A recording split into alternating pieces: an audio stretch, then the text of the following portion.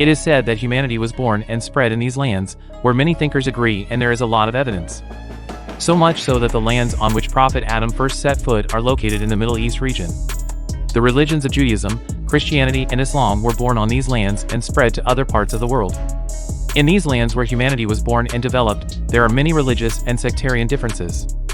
This historical geography, where religions were born, holy books were sent, and the first places of worship were built, has been a constant problem between different races, by people of different faiths, by communities of the same religion but different sects. Thousands of wars have been fought for the sake of this land where everyone is based. The most fundamental problem of the Middle East geography is the differences.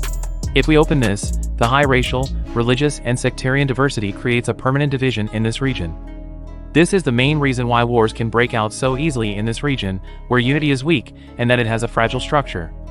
In other words, instability, which is difficult to achieve due to this diversity, laid the foundations of economic, cultural, and socio-political backwardness. The region is very rich in terms of religions and sects. In this region, it is an important place for Islam, Christianity, and Judaism. For example, Jerusalem is a holy city, important to all three religions.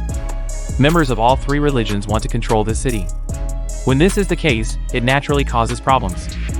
The process of nationalization in the region has not been successfully defined. The British and French, who dominated this region in the first place, emphasized the ethnic and sectarian differences and made the differences even more evident. As a result, sectarian unions or tribes were formed in these regions. In these lands, where nations are divided into communities, the loyalty of individuals is directed to different groups rather than common superidentities. This situation is an important factor that prepares the foundation for instability in the Middle East. An obvious situation in the Middle East is the deprivation of democratic regimes of the region. There are usually dictators or class governments. Regimes in Middle Eastern Arab countries are generally controlled by a limited number of people.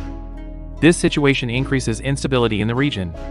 The fact that the opposition was not integrated as a peaceful system due to the lack of democracy in the region brought along great problems. If we recall, the Arab Spring is also called a revolt against the dictatorial regimes in the Middle East. Underground resources, which are one of the most important elements that attract the attention of world states to the Middle East, have led to the creation of scenarios on these lands.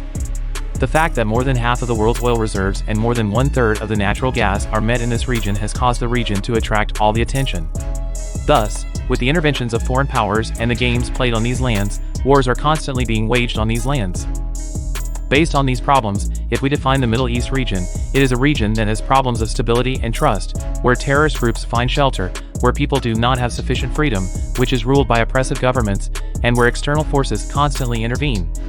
The Middle East has been the most interesting geography in the world, especially for religious, strategic reasons and the richness of its underground resources.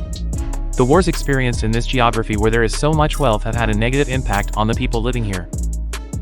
Don't forget to like the video and subscribe to the channel.